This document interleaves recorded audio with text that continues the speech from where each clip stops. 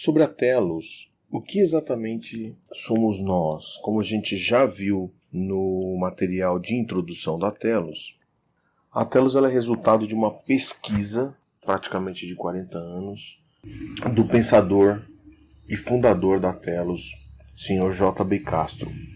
E como resultado dessa busca em conhecer-se a si mesmo e também buscas por respostas a questionamentos fundamentais do conhecimento humano, por exemplo, sobre a razão da existência humana, qual é a finalidade de toda a criação, o entendimento da estrutura humana, como é que é montado, como é que é formada a estrutura humana.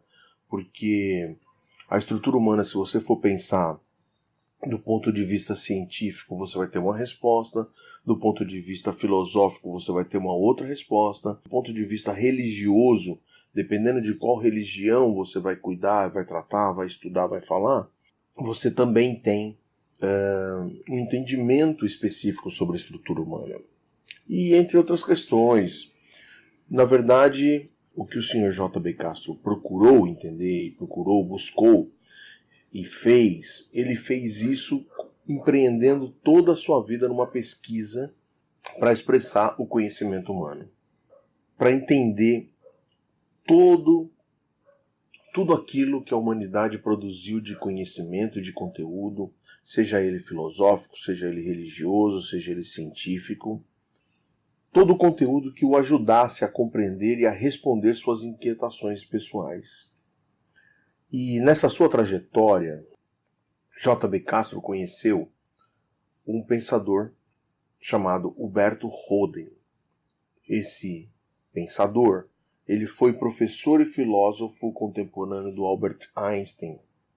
Conviveram junto e lecionaram junto em Princeton, no ano de 1981. A vivência realizadora e formativa da expressão do conhecimento transmitido pelo professor através da sua filosofia universica colaborou intensamente com J.B. Castro na caminhada rumo à compreensão total desse conhecimento que depois J.B. Castro elaborou o conteúdo e formou. Essas pesquisas, elas iniciaram em 1946 e foram até 1982, e a partir de 82 foi possível a J.B. Castro estruturar o pensamento. E aí ele concluiu esse pensamento naquilo que ele chamou de equação da vida. O propósito, o plano da vida infinita em Deus para o universo e o homem. Então, conforme a gente já viu, a Telos ela foi fundada em 1991. E o importante é a gente entender que a Telos não está ligada a nenhum trabalho político, filosófico, religioso, científico. Ela não tem vínculo nenhum com qualquer tipo de estrutura que não seja ela própria. O que eu quero dizer com isso é que nós não estamos aqui para defender posição de ninguém.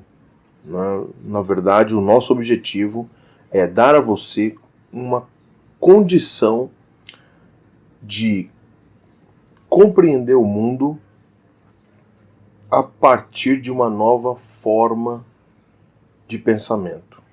Nós somos uma entidade autônoma, somos quem financia e quem mantém a Telos são aqueles que, a partir do entendimento desse conhecimento, resolveram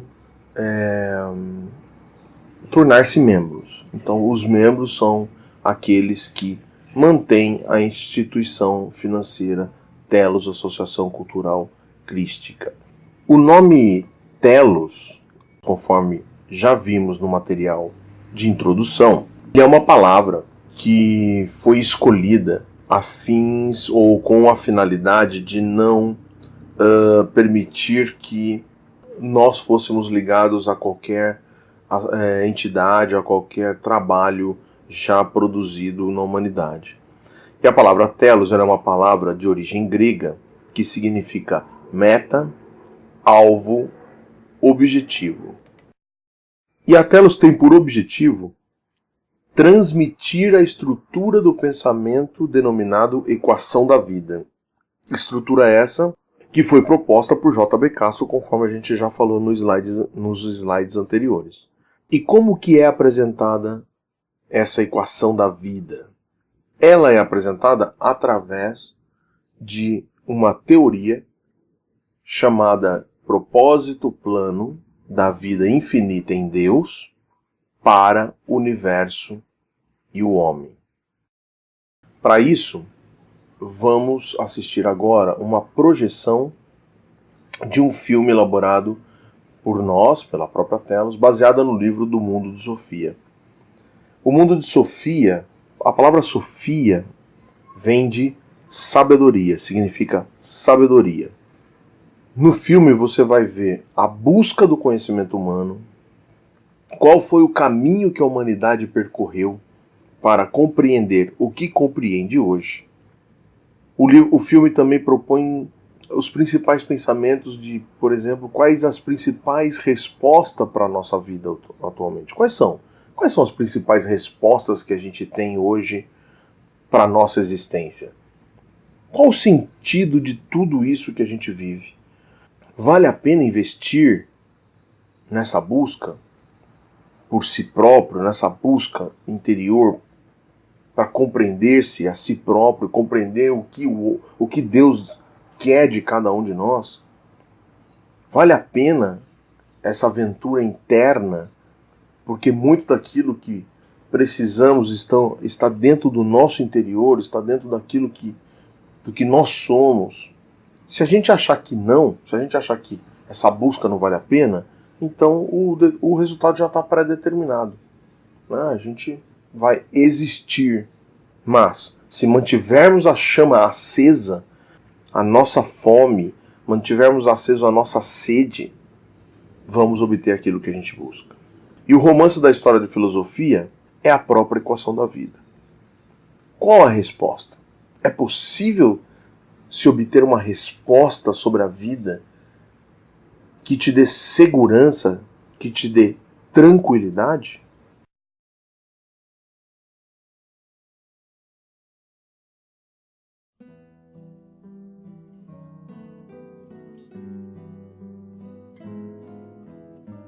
Querida Sofia, muitas pessoas têm hobbies diferentes. Algumas colecionam moedas e selos antigos. Outras gostam de trabalhos manuais. Outras ainda dedicam quase todo o seu tempo livre a uma determinada modalidade de esporte. Também há os que gostam de ler, mas os tipos de leitura também são muito diferentes. Alguns leem apenas jornais ou gibis. Outros gostam de romances. Outros ainda preferem livros sobre temas diversos, como astronomia, a vida dos animais ou as novas descobertas da tecnologia. Se me interesso por cavalos ou pedras preciosas, não posso querer que todos os outros tenham o mesmo interesse. Se fico grudado na televisão, assistindo a todas as transmissões de esporte, tenho que aceitar que as outras pessoas achem esporte uma chatice. Mas será que existe alguma coisa que interessa a todos?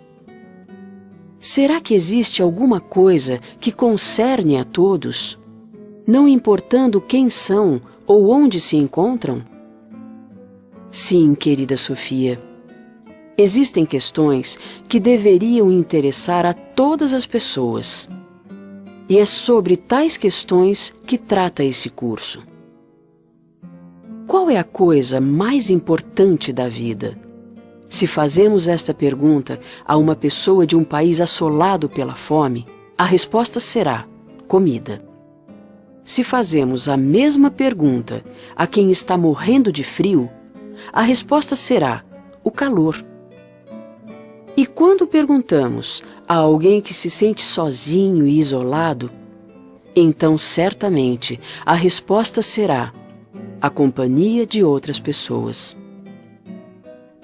Mas, uma vez satisfeitas todas estas necessidades, será que ainda resta alguma coisa de que todo mundo precise? Os filósofos acham que sim. Eles acham que o ser humano não vive apenas de pão.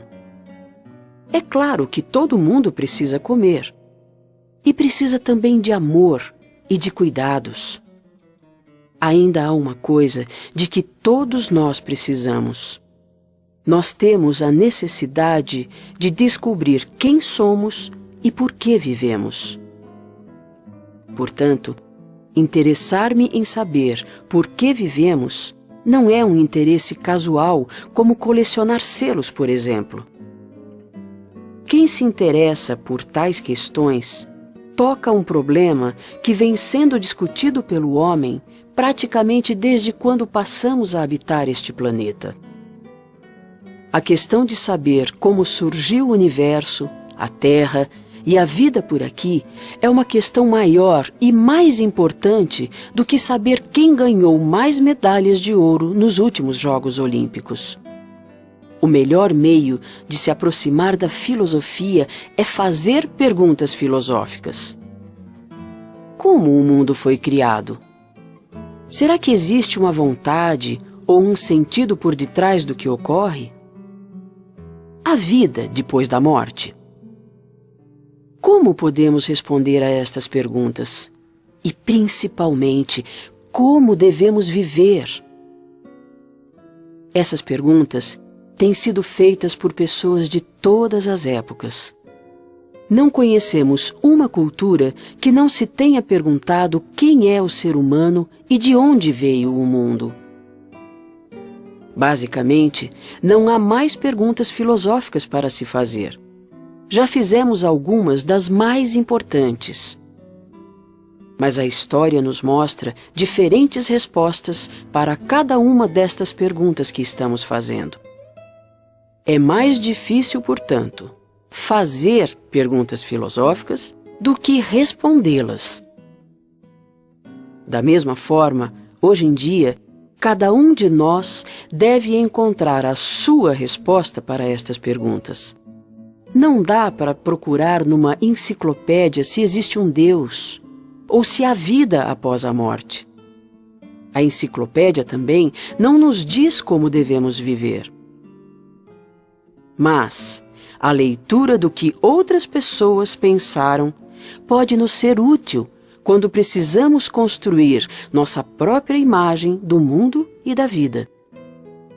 A busca do filósofo pela verdade pode ser comparada com uma história policial.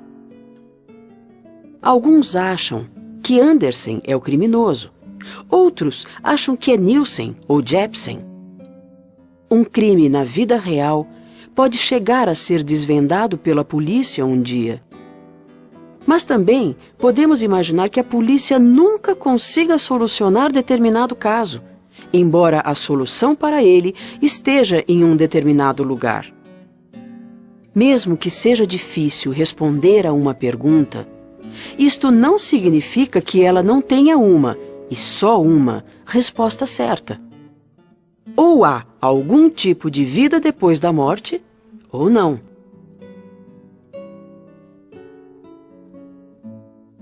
Muitos dos antigos enigmas foram resolvidos pela ciência ao longo dos anos. Antigamente, um grande enigma era saber como era o lado escuro da Lua. Não era possível chegar a uma resposta apenas através de discussão. A resposta ficava para a imaginação de cada um. Hoje, porém, sabemos exatamente como é o lado escuro da Lua. Não dá mais para acreditar que há um homem morando na Lua, nem que ela é um grande queijo todo cheio de buracos. Um dos antigos filósofos gregos, que viveu há mais de 2000 anos, acreditava que a filosofia era fruto da capacidade do homem de se admirar com as coisas. Ele achava que, para o homem, a vida é algo tão singular que as perguntas filosóficas surgem como que espontaneamente. É como o que ocorre quando assistimos a um truque de mágica. não conseguimos entender como é possível acontecer aquilo que estamos vendo diante dos nossos olhos.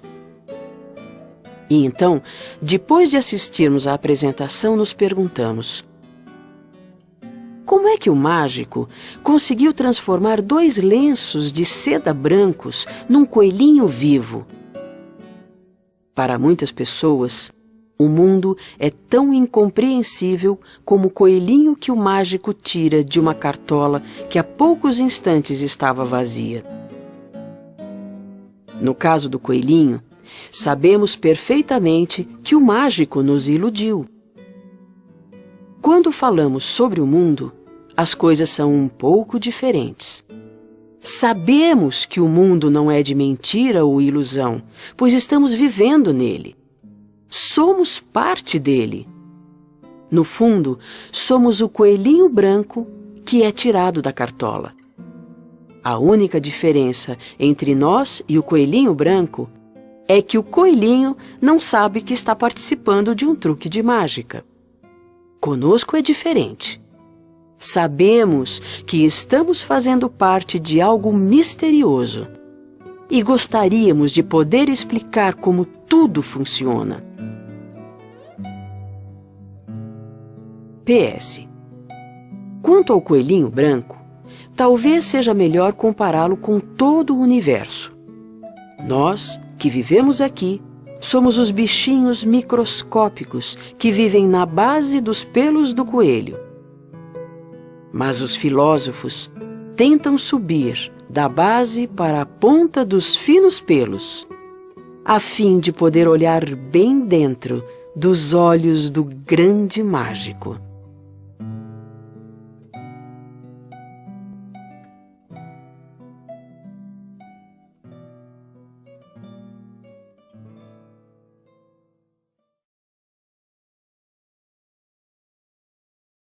Então vimos que o vídeo do mundo de Sofia, ele apresenta uma busca por respostas, uma busca por entender as coisas, uma reflexão acerca do que é a vida, qual é a proposta que se tem para a vida. E essa é a grande questão. O que propõe o atual modelo de vida que você está vivendo? O que propõe o atual modelo de vida que eu estou vivendo? O que propõe o atual modelo de vida que cada grupo da humanidade tem vivido? A gente vive algumas verdades na vida que a gente imagina que não vão mudar, que serão sempre essas mesmas verdades até o final de todo o tempo. E isso não é realmente dessa maneira. Por exemplo, se a gente pegar o relógio mecânico que existia antigamente, relógio que você tinha que dar corda, muitos acho que nem sabem que o relógio começou, com a máquina desenvolvida na Suíça. E o relógio mecânico, aquele que você tinha que dar corda, foi substituído ao longo do tempo pelo relógio digital. E hoje a gente tem todas as informações de forma digital. O Japão foi um dos precursores deste mundo digital que a gente conhece hoje. Não é isso? Na época do Colombo, por exemplo, acreditava-se que a Terra era plana. Isso lá na Antiguidade, na Idade Média, o que as pessoas pensavam? Acreditavam que a Terra era plana. Então toda a economia, tudo aquilo que se pensava em fazer, tudo aquilo que se pensava em comercializar, todo o comércio dependia dessa informação, toda a economia do mundo dependia dessa informação. De quê? De que a Terra era plana. E em determinado momento, alguém, Colombo, disse: não, a Terra não é plana, a Terra é redonda. E essa mudança, que hoje parece muito simples, mudou toda a humanidade. Mudou toda a verdade de uma humanidade. E é nesse sentido que a gente tem que pensar acerca do que propõe hoje em dia para a gente as religiões. O que propõe esse conhecimento da humanidade para nós. né? É muito interessante. Por exemplo, a gente tinha a física newtoniana dos anos de 1690, né, fazendo estudo da gravidade, dos movimentos, e a física hoje, de 1910 para cá, da teoria da relatividade do Einstein. E agora já tem, inclusive, a teoria da física quântica. Então, todas essas mudanças que vão criando novas compreensões acerca da complexidade que é toda a criação, assim também é com a nossa vida, quando temos que tratar das questões que são além da física, além daquilo que pode ser provado, que tem evidência. E por conta disso, nós vamos aqui propor algo que a gente vai chamar de novo paradigma. Nós trataremos então um novo paradigma. Todas essas mudanças, por exemplo, da física do Newton para o Einstein, é um novo paradigma. Da Terra que era plana para a Terra redonda, é um novo paradigma. E a palavra paradigma, ela é um termo, é uma palavra que foi criada por Thomas Kuhn na década de 60, de 1960, que é justamente um termo que foi aplicado quando se queria tratar das mudanças de modelos científicos.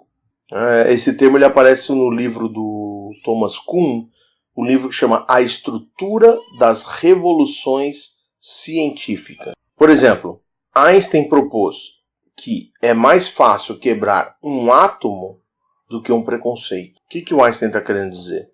Que um conceito firmado dentro de nós, se a gente não tiver uma visão ampla, se a gente não tiver uma visão de olhar lá na frente, de querer enxergar o todo, de ficar preso no nosso mundo, isso é um conceito prévio, é um pré-conceito a respeito de uma informação. E o Einstein disse que a partir de um preconceito, a partir de um conceito já firmado, já formado dentro de cada um de nós, é muito mais fácil quebrar o átomo, né, que antigamente era compreendido como algo indivisível, mas hoje é muito mais fácil você quebrar um átomo do que um preconceito numa pessoa. Portanto, o que nós vamos trabalhar aqui nesse programa, nesse curso que nós estamos fazendo, e o que propõe a equação da vida, que é na verdade este novo paradigma que vai ser apresentado para vocês e que foi intuído por J.B. Castro, é algo que tem que promover em você uma transformação pessoal, resultado de um novo paradigma do viver, de uma nova consciência de vida.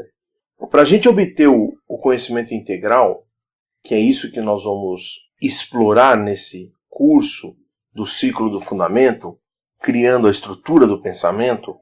Que pensamento? Do propósito plano da vida infinita em Deus para o universo e o homem. Então, para obter esse conhecimento integral, é necessário a investigação de todas as informações produzidas pela humanidade. E quando a gente fala todas, de verdade o quanto mais se conseguir explorar, o quanto mais se conseguir entender, melhor vai ser para você subir todas as possibilidades, entender todas as possibilidades do pensamento humano para todas as dúvidas e as questões que a humanidade tem. Então todas as informações produzidas, seja ela religiosa, científica, filosófica, o que nós queremos é ir além das respostas prontas, das respostas tradicionais. Para isso é necessário você ter um contato com o quê? O mundo dos fatos, né? Os fatos propostos pela compreensão através do paradigma da ciência, os seus diversos aspectos, bem como expressões de cunho metafísico, que são as expressões que vão além da física, propostas por vários modelos do pensamento religioso, não somente o cristianismo.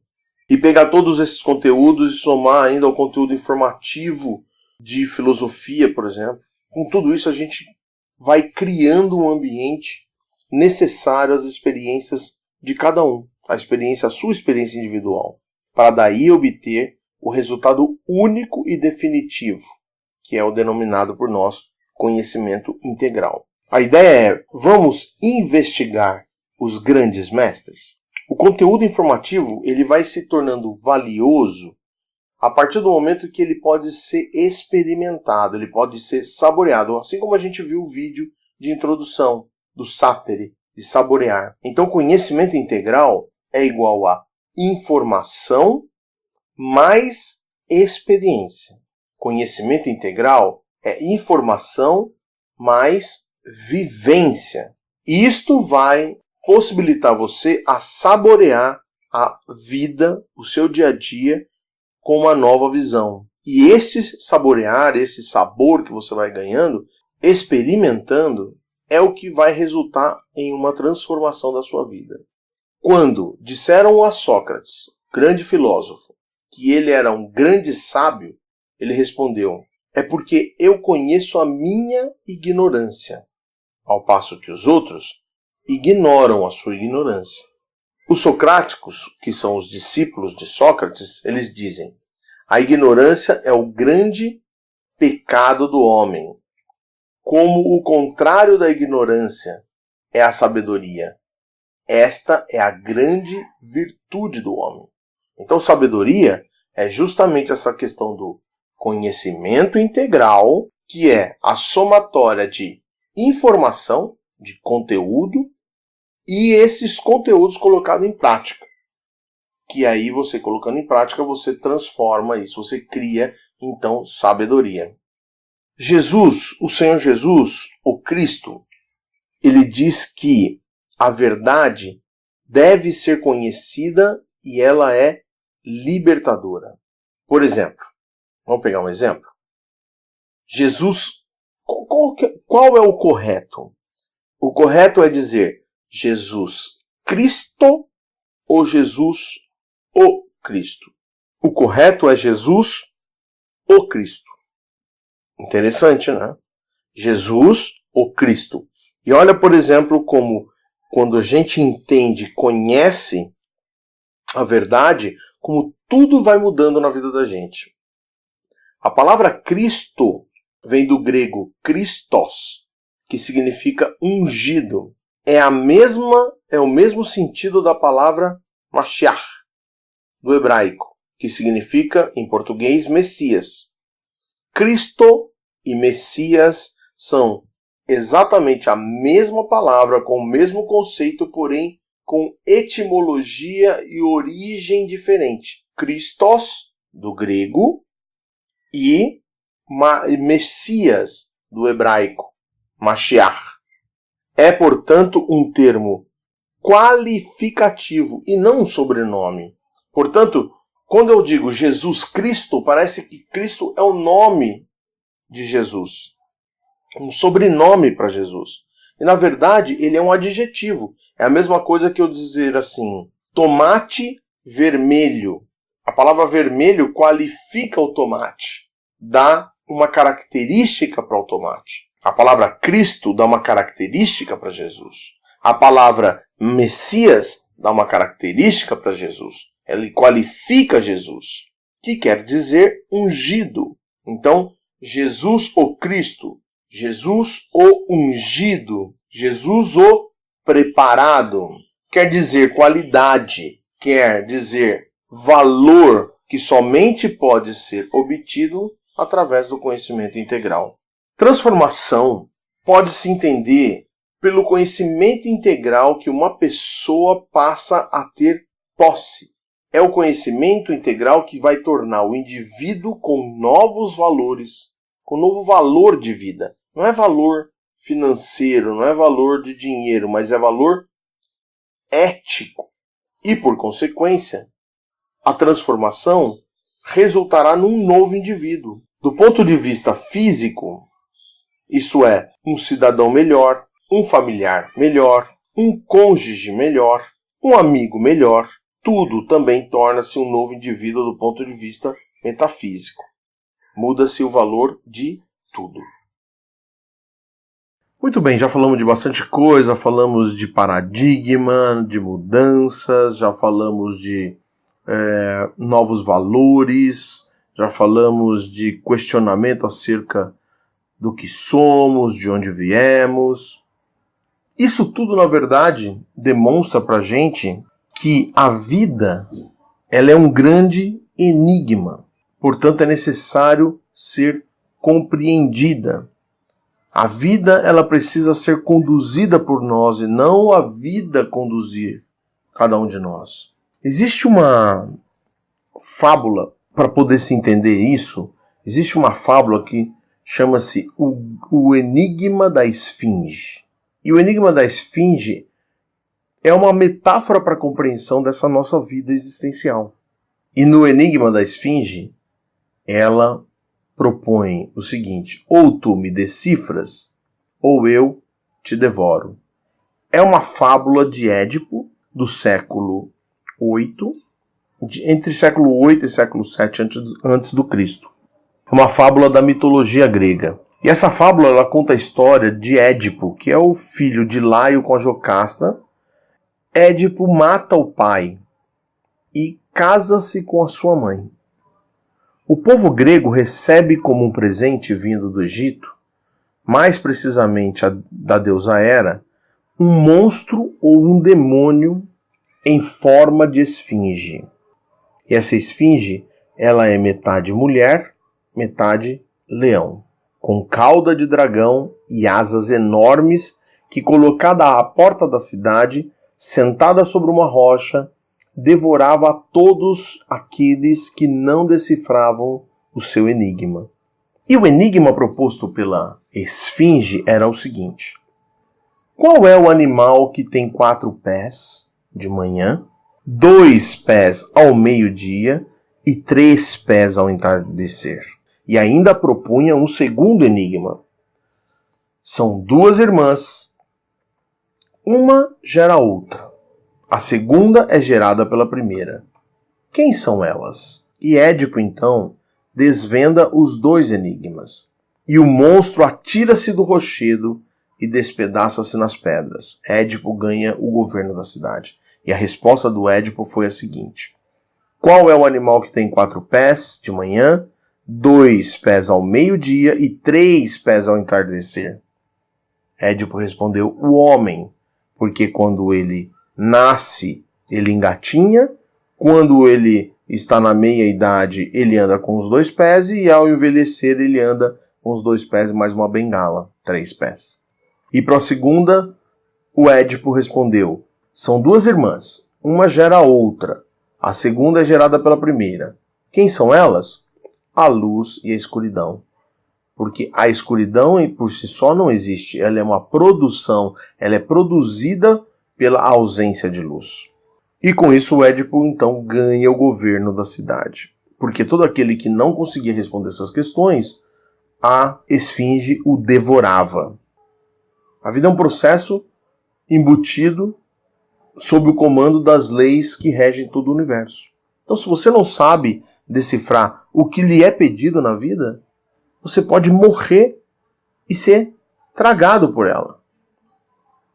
Só que, se você tem conhecimento, se eu tenho conhecimento, eu posso usar esse conhecimento ao meu favor. Por exemplo, a lei da gravidade.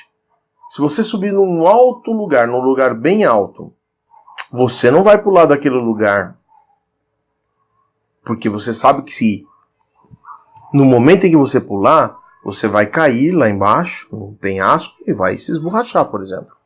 Mas e uma criança de 1 ano, se você soltar ela? Será que ela pula? Será que ela não pula? Ela tem consciência da lei da gravidade? Não tem.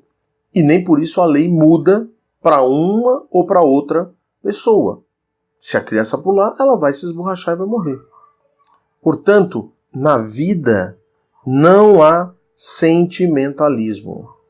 O processo da vida é um processo dinâmico e está sendo realizado, queiramos nós ou não. Quer acreditemos ou não. Sabemos para onde estamos indo?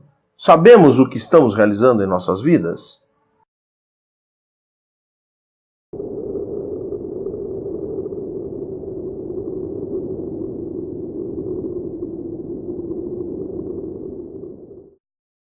Édipo, príncipe de Corinto, havia abandonado seu reino,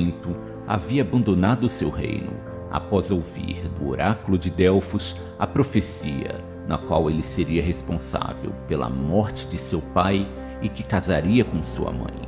Por amor aos seus pais, ele se afastou de Corinto e passou a vagar errante pela Grécia.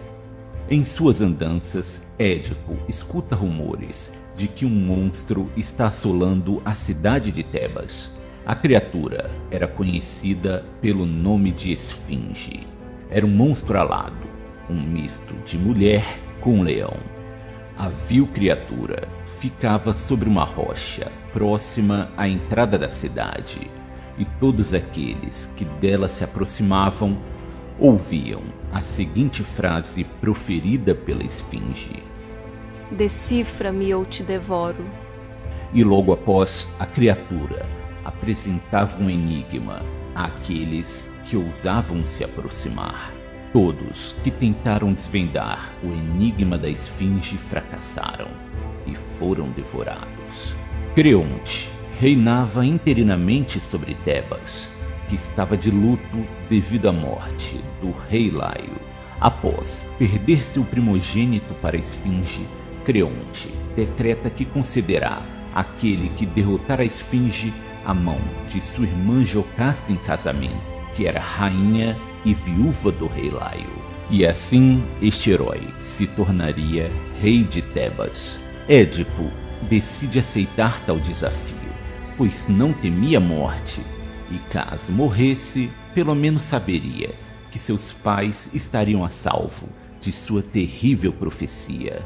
Édipo fica frente a frente com a Esfinge. Esta se pronuncia: Decifra-me ou te devoro.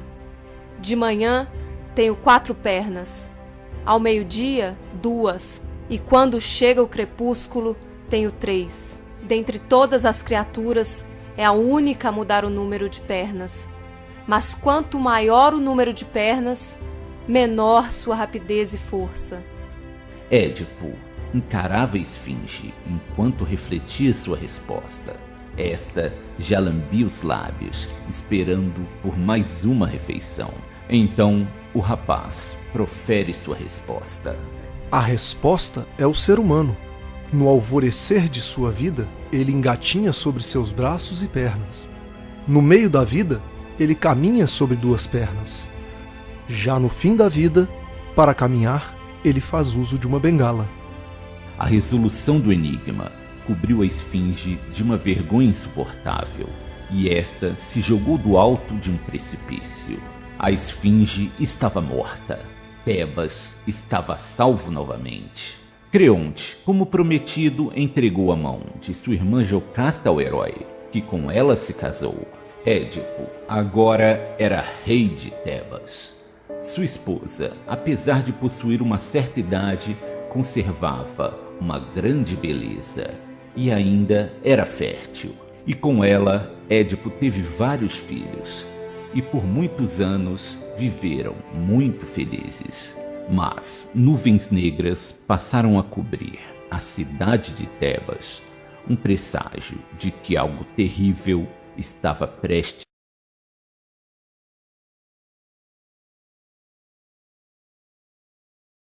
Então nós vemos por esse slide que a Telos, como meta, ela deseja e se propõe a apresentar o propósito plano da vida infinita em Deus para o universo e o homem, e também a promover os meios necessários para que essa vivência ela seja uma vivência realizadora na construção desse processo formativo de cada indivíduo.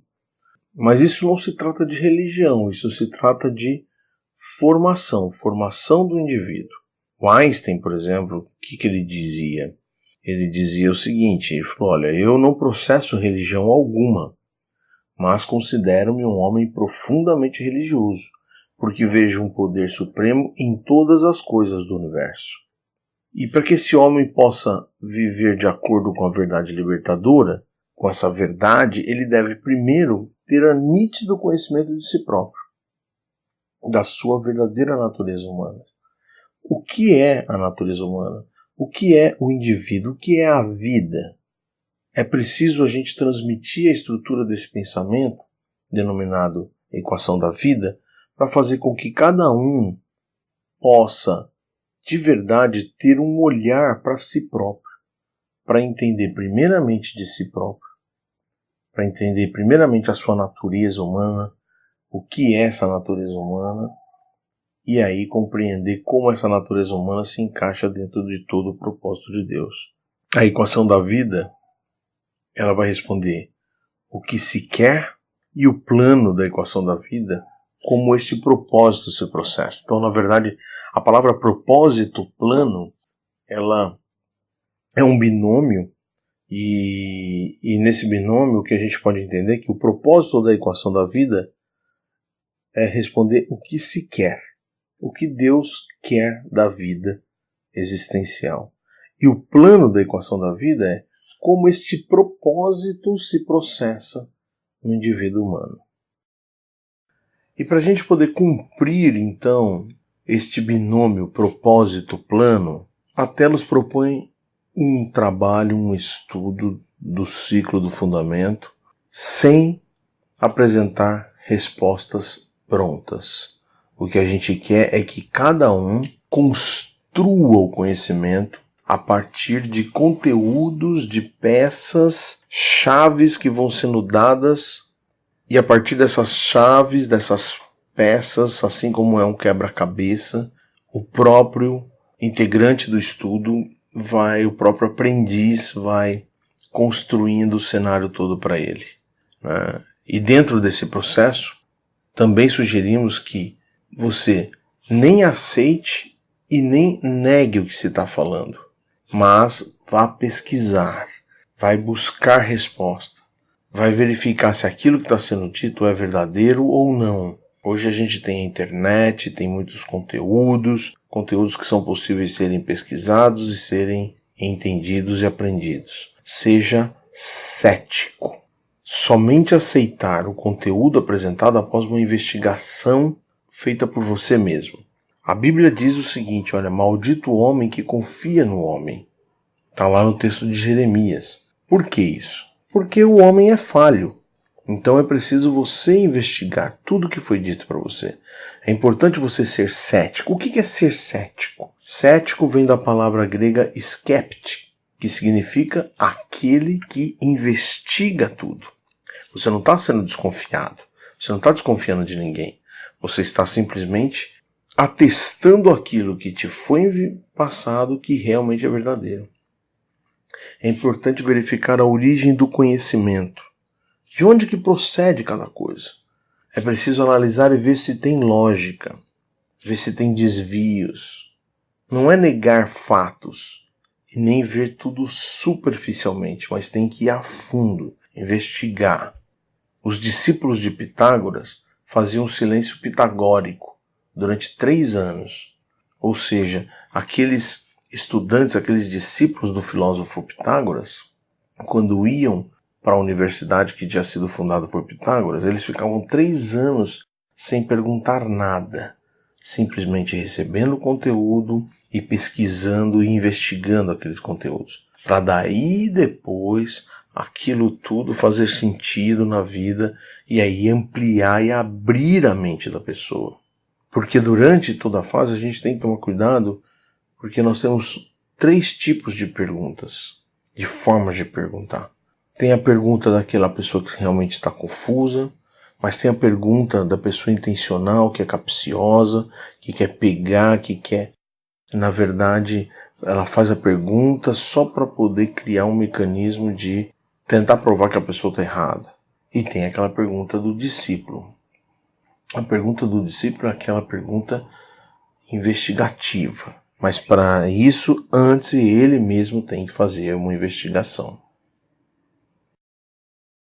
E dessa maneira, com essa investigação sincera, profunda, com uma pesquisa feita por cada um individualmente, daquele conteúdo que se está dando, porque o que a gente consegue trazer na Telos são os conteúdos basicamente para que as pessoas se aprofundem no conhecimento. Nós não vamos conseguir passar nesse estudo detalhes de cada coisa. É importante a investigação individual. É importante, como diz aí o slide, que a pessoa obtenha o conhecimento. E para obter o conhecimento no parâmetro real das coisas. Compreender que é igual a sabedoria, que é igual a conhecimento, que é igual a informação, mas a experiência, vivenciar. De novo a palavra sapere, do latim sapere, que significa experienciar, saborear. Então essa compreensão, quando a gente fala obtenção do conhecimento, nós não estamos dizendo que é um conhecimento informativo, mas é aquele conhecimento, é aquele conteúdo, o conhecimento na verdade é a informação, é o conteúdo, mais a experiência que a pessoa vivencia com aquele conhecimento. Isso vai dar para ela a sabedoria, o saborear. Isso é totalmente diferente de acreditar em algo, de aceitar a verdade de que alguém te falou ou outra pessoa te falou, sem questionar, sem lógica, aceitar por tradição familiar, aceitar porque é cultural no seu país, cultural na sua comunidade, é cultural no meio do seu povo. Acreditar nas coisas é cômodo. Acreditar é muito cômodo, porque você quer compreender algo sem nenhum esforço, sem nenhuma conquista.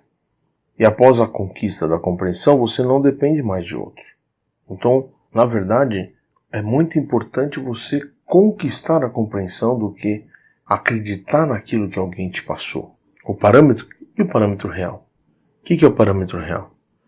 O parâmetro real é, a partir do maior conteúdo, da compreensão mais ampla, entender as diversidades, o menor.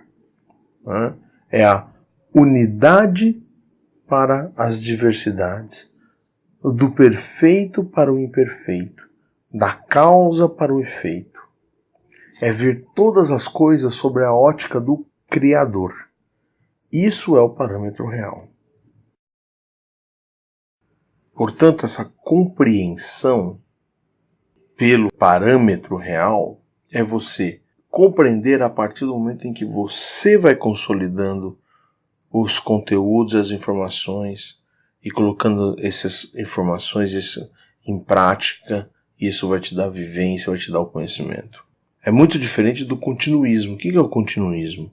Continuismo é você ficar defendendo bandeiras sem saber os fundamentos daquilo que você está defendendo. É aceitar tudo como mistério. É ser prisioneiro de tradição. É diferente da liberdade. Liberdade é ter consciência do que queremos realizar através do conhecimento de diferentes propostas. O conhecimento objetivo, ele é um conhecimento que vai te dar garantia, que vai te dar certeza, diferente do continuismo. Lembra, o continuismo é ficar defendendo bandeiras, sem saber o que fundamento, tá naquilo ali, ficar aceitando tudo, isso é mistério, é como um mistério. Não, o conhecimento objetivo ele é um conhecimento que não varia com o tempo. Ele não muda, passou o tempo, agora já não se acredita mais nisso, agora acredita naquilo. Agora já não entende a coisa assim, entende de outra maneira. Não. O conhecimento objetivo ele não vai variar com o tempo. O conhecimento objetivo é aquele que é proposto e ontem, hoje ou amanhã ele é o mesmo. É um conhecimento que não varia com lugar, independe de interpretação, de raça, de cor, de nacionalidade, de país. Um exemplo disso. Você pode me dizer, não, mas isso não é possível. Não é possível? Claro que é possível. Vamos entender, por exemplo. Vamos pegar aqui um conhecimento objetivo, a matemática. 1 mais 1 é igual a 2. Você concorda comigo? 1 mais 1 é igual a 2. E se eu fizer essa mesma pergunta no Japão, na África, nos Estados Unidos, na China, todo mundo vai dizer que 1 mais 1 é igual a 2. Isso é conhecimento objetivo. Ele não vai variar, não vai mudar. Sempre vai dar esse resultado. É de respostas assim que nós precisamos. Respostas que eu posso compreender com lógica, o outro que está do outro lado do mundo compreende com a mesma lógica e nada se altera. O homem, para ser feliz, primeiro deve conhecer a si próprio, a conhecer a sua natureza e a viver em harmonia com esse conhecimento. O que nós buscamos? O que você busca? Você busca conhecimento objetivo ou continuismo? Você busca continuismo, que é aceitar tudo como um mistério, ser prisioneiro de tradição, ou investigar a fundo, mesmo que aquela investigação ponha por terra tudo aquilo que você já acreditou, tudo aquilo que você acreditou como continuismo da sua vida. Estamos dispostos a mudar? Você está disposto a mudar? Você tem coragem para isso? Você tem ousadia para isso? Para mudar o que você tem e o que você quer? O conceito filosófico, por exemplo, para a substância, é a parte essencial que compõe aquele que existe. Então, olha que interessante. Vamos ver, por exemplo, um tipo de conhecimento que vai mudando um pouco a compreensão das coisas. O conceito filosófico para a substância é a parte essencial que compõe aquele que existe. Olha que interessante. Cuja origem está na unidade do ser. A unidade do ser que dá origem à existência. Isto é, um é o causador e o outro o causado. O causador é o ser, o causado é as existências. Substância é a base, o fundamento essencial e não quantitativo. É a realidade causadora dos fatos. Portanto, a felicidade é um estado resultado desta experiência substancial e que é permanente, diferente da alegria, que é o resultado dos estímulos do indivíduo humano, da natureza instintiva e que é cíclica e sofre variação no tempo. A alegria, que é o resultado dos estímulos da existência, da natureza, da instintividade, ela é cíclica e sofre variação no tempo, diferente da felicidade, que é um estado de resultado no ser e que é permanente. Experimentar, vivenciar ou saborear implicam em colocação da informação que a gente vai receber em movimento. Colocar essa informação em movimento para você poder ter resultados de experimentação, de vivência e de saborear tudo aquilo. É trilhar o caminho aprendido.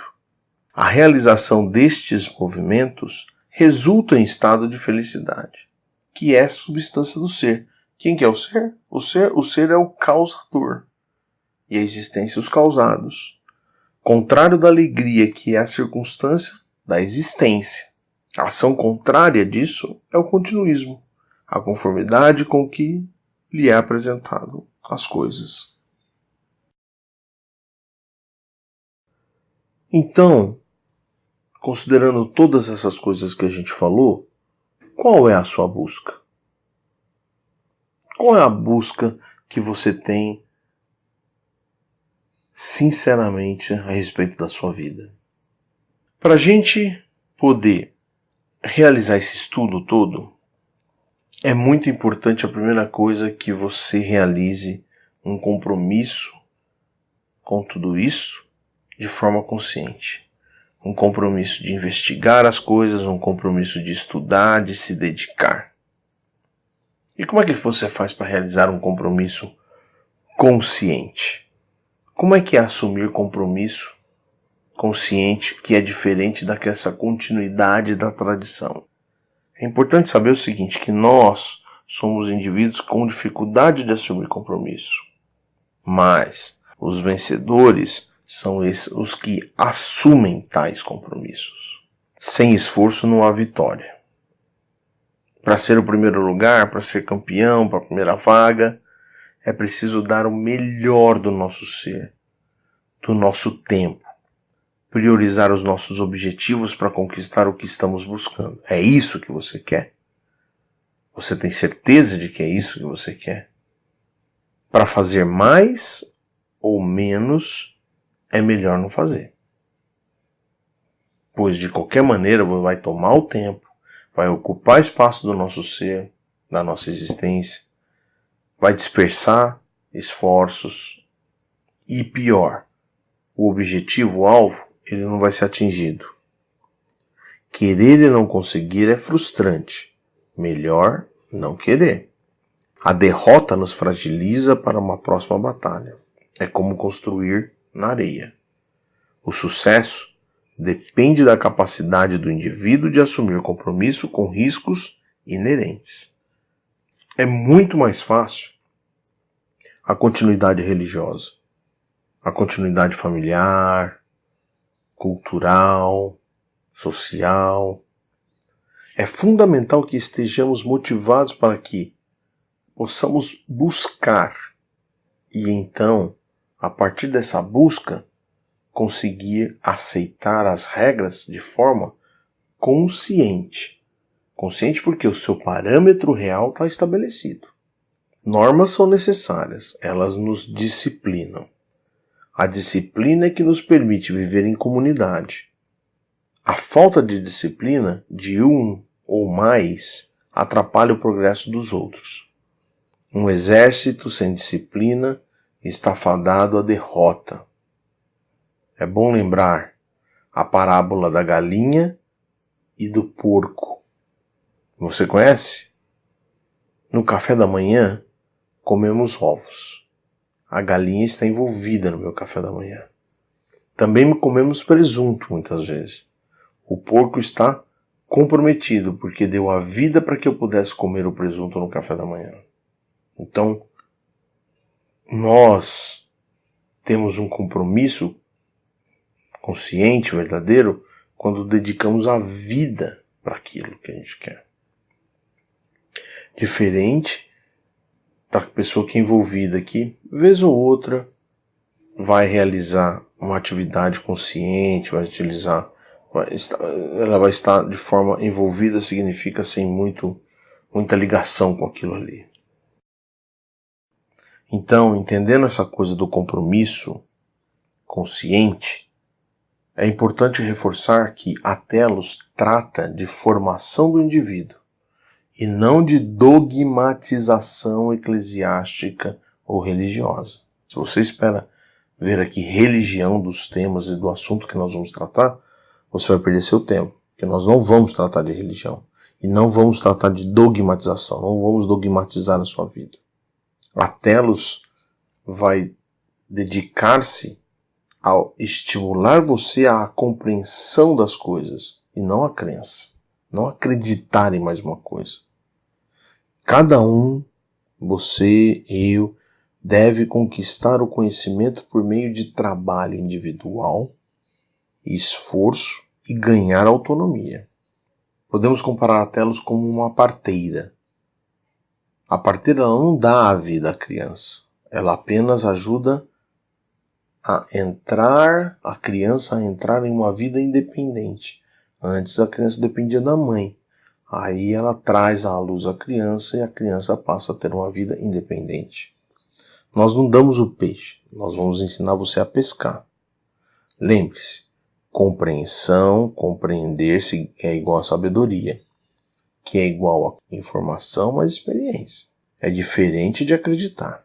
Acreditar é aceitar algo como verdade, algo que alguém falou como verdade, sem lógica, por tradição familiar, tradição cultural. Acreditar é mais cômodo e compreender requer esforço. Conquista. Após a conquista da compreensão, você não depende mais dos outros. Uma vez conquistado, ninguém tira de você. Aprender a andar de bicicleta, por exemplo. Uma vez que você aprendeu a andar de bicicleta, ninguém mais vai mudar isso em você.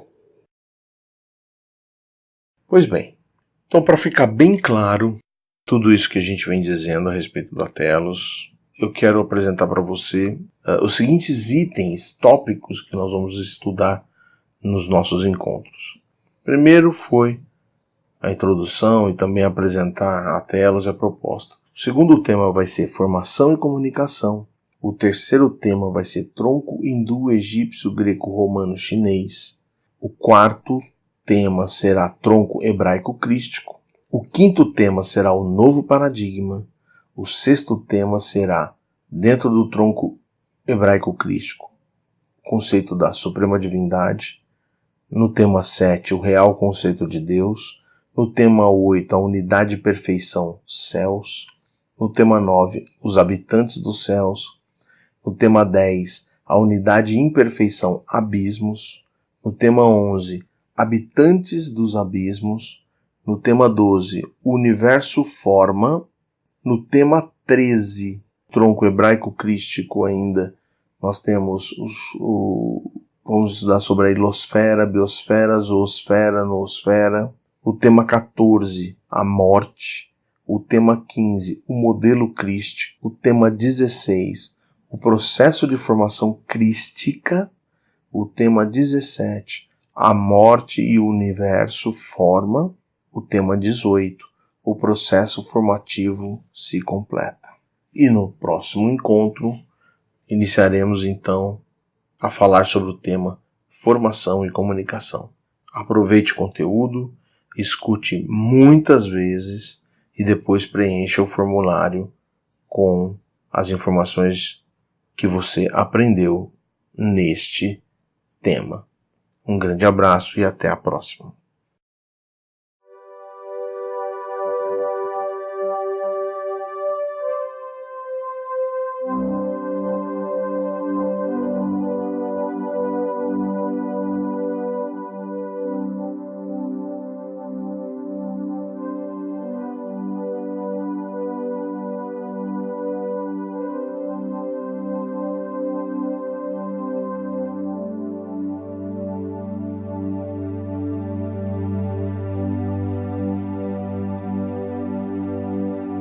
Na busca da comunhão com Deus, separei a manhã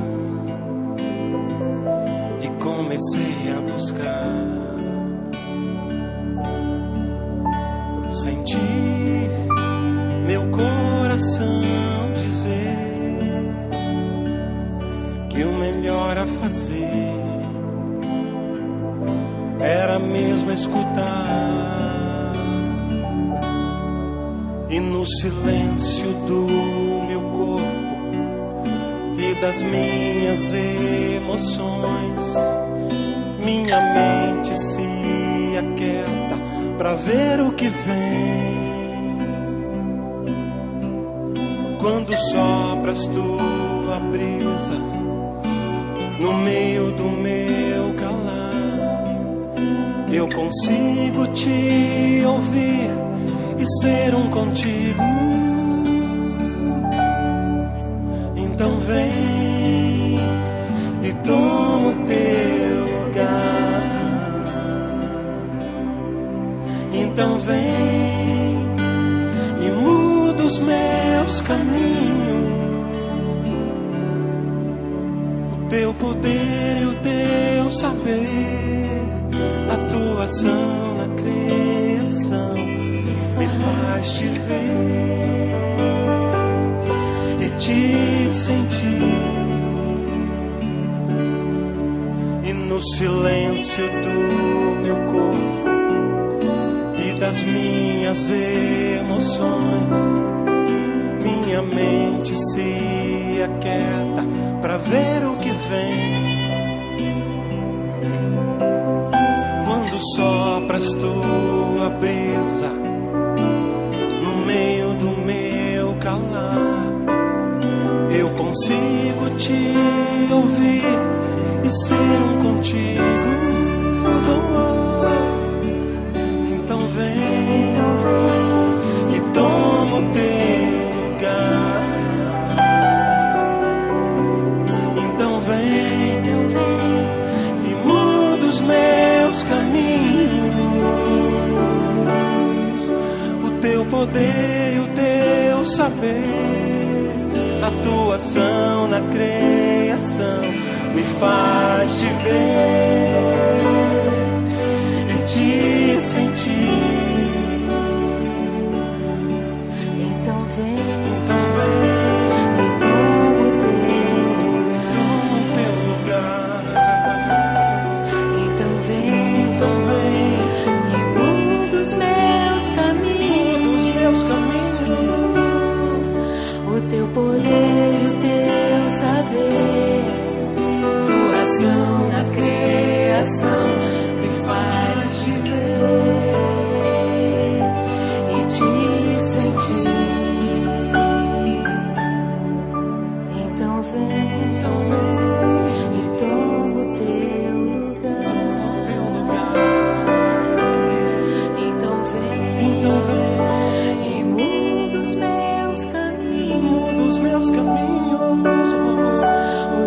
poder e o teu saber, a tua ação na crença.